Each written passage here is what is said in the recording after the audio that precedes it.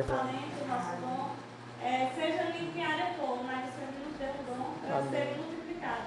Imagina, né, um comerciante chegar e entregar um comércio na mão de Nicole, na mão de Emília, né, na mão de cada um de nós. E às vezes nós vamos olhar assim e vai dizer assim, não, vamos deixar de qualquer jeito. E aí vai a falência. E agora, quando o dono voltar, o que vai acontecer? Né? Mas se ele nos confiar e nós cuidarmos como se fosse nosso, com certeza, né, mais confiança vamos ter. E o Senhor, Ele nos confiou, né, um talento. Amém. E para isso nós devemos exercitar esse talento, para que quando Ele voltar, né, nós estejamos. Porque se nós enterrar esse talento, né, nós morreremos. Mas, como aqui falou, né, até o que for lhe dado será tirado. Então, nós até perdemos, né? Mas, quando o Senhor voltar e nós tivermos multiplicado esse talento, se nós temos um talento só, nós cuidar bem desse talento, né? Porque nós não pensamos, se eu fizer um, não vai fazer diferença, vai fazer toda a diferença. Sim. Porque quando nós cuidarmos, o Senhor vai nos confiar outro, e outro, né? Então, se Ele nos confia, porque Ele nos capacita, como falou, que Ele é a nossa força. A força vem dele, né? Nós mesmos não temos força nem capacidade. Mas quando confiamos nele, Ele vai fazer tudo. Basta nós estar na posição, né? De receber e multiplicar o talento que Ele nos concedeu. Amém. Senhor Jesus. Amém. Jesus é o Senhor. Amém. Realmente essa questão dos talentos, né? É algo assim que pesa, porque você pode enterrar a qualquer momento, né? E é muito triste quando o talento é enterrado, porque você está ali, tipo, desprezando ou menosprezando aquilo que Deus te deu, né? O Senhor, Ele te deu um dom para você servir na igreja. E esse dom é para você, é para a edificação do corpo de Cristo, né? É para encorajar os irmãos, é para estar juntos, servindo na igreja. E quando você enterra, quer dizer que você está regredindo. Enterrar o talento, enterrar o dom, é a mesma coisa que você está ali regredindo, você vai parar de funcionar, né? E é muito triste quando a gente, às vezes, pega um comparativo de anos, né? E você vê anos atrás, né? Por exemplo, algumas pessoas, ou você mesmo, e vê o estado presente, aí como é que estava antes, como é que está agora? Antes era calado, agora está exercitando. Ou antes exercitava, agora não exercita mais. Aí você vai vendo, está multiplicando ou está enterrando os talentos, né? E são muitas coisas que podem fazer enterrar o dom que você tem, os talentos, né? Pode ser sobrecarga de serviços, pode ser preocupações. Timóteo, ele era um jovem, e lá na igreja onde ele era pastor, onde ele era jovem, as pessoas discutiam muito, fábulas e genealogias sem fim, discutiam, e Timóteo, ele teve uma enfermidade no estômago. Existem enfermidades que elas vêm das preocupações. Algumas enfermidades físicas, elas vêm das coisas emocionais. E Timóteo provavelmente adquiriu isso porque ele era líder na igreja e ele não estava suportando aquilo ali. Então, às vezes ele não extrapolava, talvez, fisicamente, mas aquilo ficava remoendo dentro dele, né? E o que aconteceu com ele foi que aquele fogo que estava dentro dele, por causa daquela situação, provavelmente, né? Pode ter outras situações, mas vamos colocar essa que está explícita na Bíblia. Deus disse, esse versículo que Suelen leu: por esse motivo, uma vez mais, que o encorajo, que reavives o dom de Deus que há em ti, que habita em ti. Porque Deus não te deu, ou não nos concedeu o espírito de covardia, né? De covardia você ficar escondido, mas de poder, né? De autoridade, de amor, mas também de equilíbrio, que é moderação, tanto de poder como de equilíbrio. Ou seja, você pode usar a autoridade que Deus te deu, mas com amor e com equilíbrio para tratar desse assunto na igreja. Então, a preocupação no caso aqui foi um fato que estava enterrando o dom de Timóteo. E muitos outros profetas que tiveram seus dons apagados. No caso de Sansão, foi Dalila, né? Dalila ali enfeitiçou ele até que cortou as tranças dele ali. E, ou seja, ele desprezou um dom. Rapaz, que dom é aquele de ter força, né? Oh, meu Deus do céu, que dom é aquele? Mas ele estava menosprezando o dom que Deus deu a ele e perdeu por causa desse encanto, né? Não lembro mais dos profetas, de dons assim, mas a Bíblia dá exemplo, o dinheiro também, né? Pode fazer as pessoas naufragarem,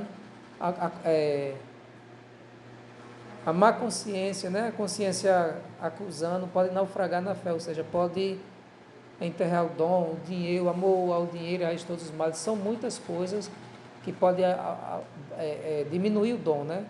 Então, essa palavra também é para nós, né? Porque às vezes nós estamos sujeitos, às vezes nós cansamos, ou às vezes nós ficamos sobrecarregados, e ali, aquela parábola que a planta é semeada, a semente é semeada em um solo espinhoso, boa terra, rochoso, espinhoso e à beira do caminho, o caminho endurecido. Então, no espinhoso ali, numa terra que era boa, mas nasceu espinhos, os espinhos começaram a sufocar. Aí tudo tem que ler, porque agora Mateus 13.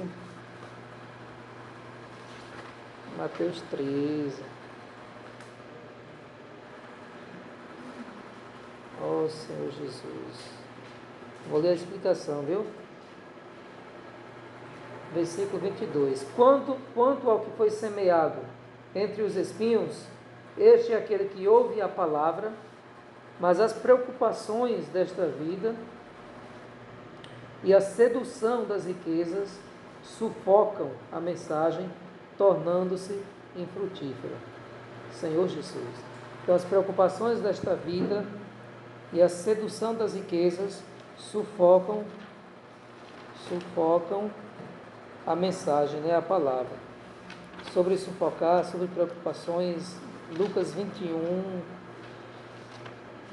versículo 34. Lucas 21, 34.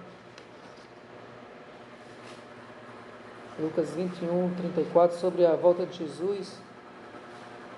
Camila até postou hoje, né? Jesus está voltando. E hoje teve um apagão aí, não sei se vocês ficaram sabendo, na Europa. Mas eu errei. E ela Sonhou? Hoje teve um apagão hoje em vários países da Europa. 21, 34. Meu Pai. Tende cuidado de vós mesmos, para que jamais vos suceda que o vosso coração fique sobrecarregado com as consequências da libertinagem. Libertinagem é quando não tem lei, não obedece a regras, a princípios, né? Faz tudo que vier, como está aí no mundo. Da embriaguez você já sabe, né? É quando se embebeda, tem as consequências. E das ansiedades desta vida terrena, e para que aquele dia não se precipite sobre vós de surpresa, como uma armadilha. Então, como lemos em Mateus 25, Jesus realmente, o noivo está voltando, e a nossa luta é que o nosso coração não fique sobrecarregado. Duas lutas, né? Primeiro, se encher do Espírito. Ali a lâmpada representa o espírito humano, a alma representa, a lâmpada representa o espírito humano, as vasilhas representam a alma, né?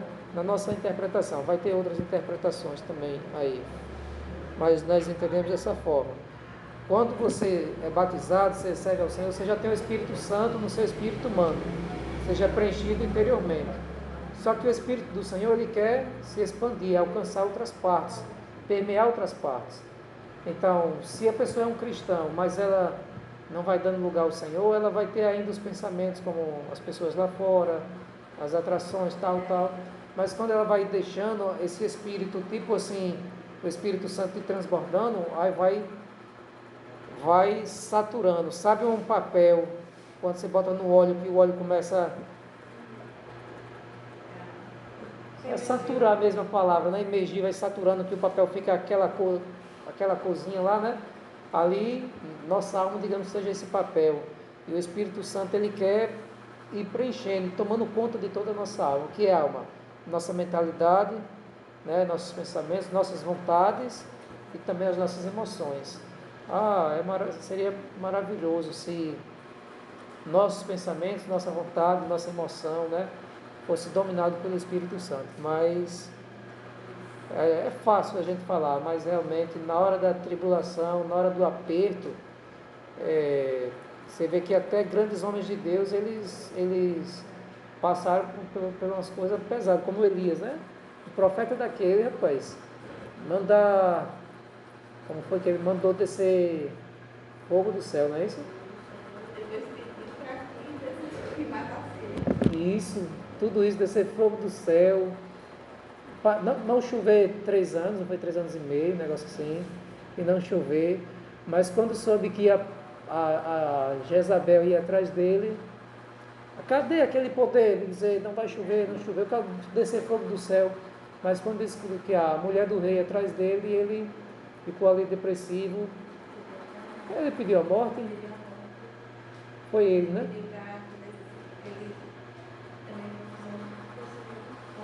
Pediu a morte.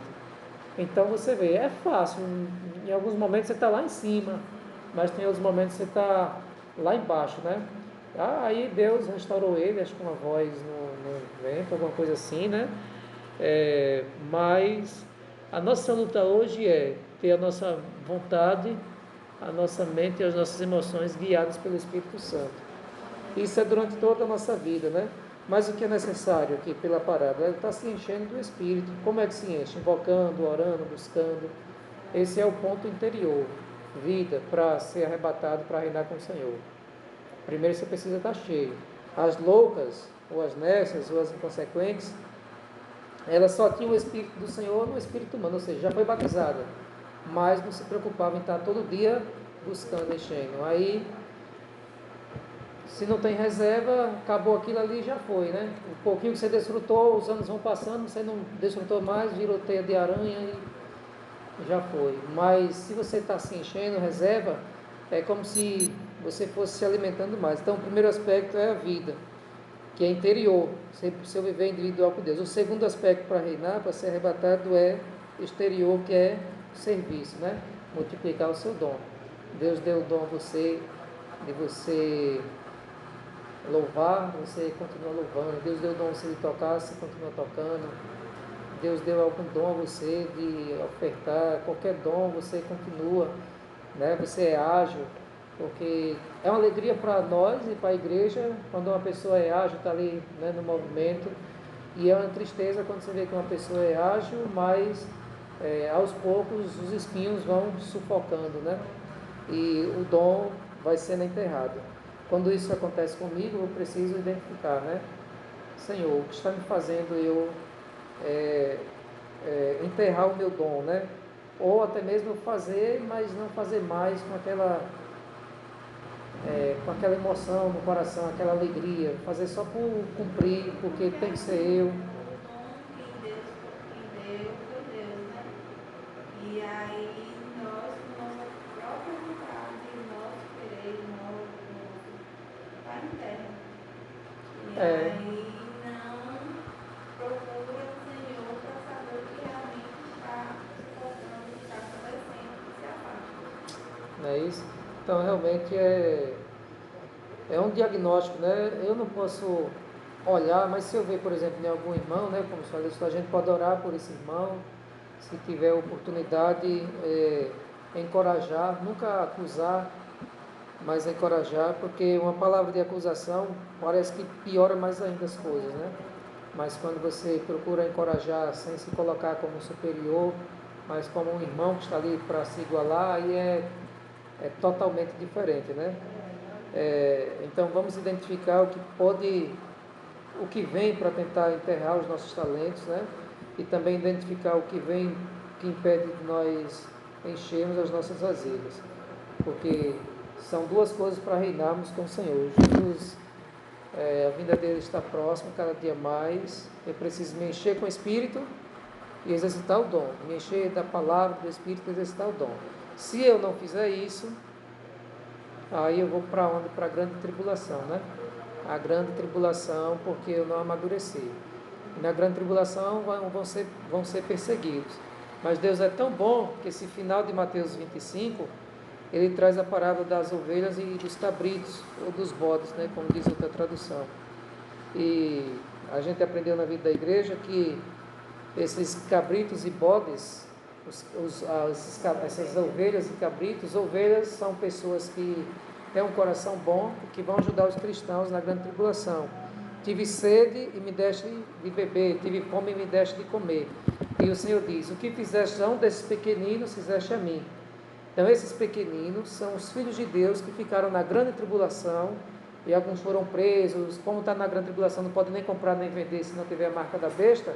Vão passar fome, vão passar sede, não tem onde comprar roupa, porque eles não receberam a marca da besta.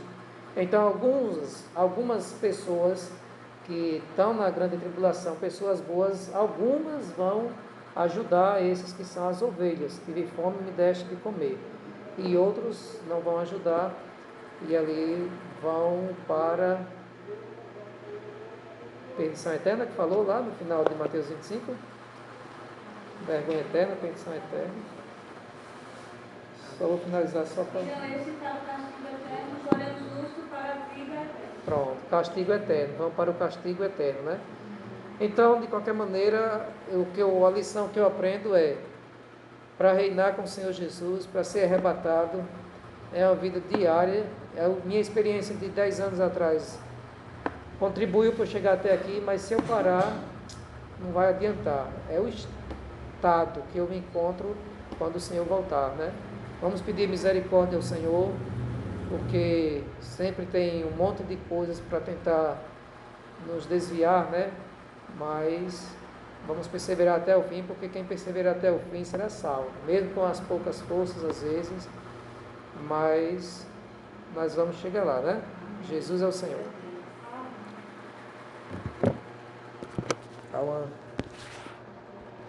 Entendeu? Oi, Marcos? Desculpa, vai lá, Marcos. Jesus, Senhor.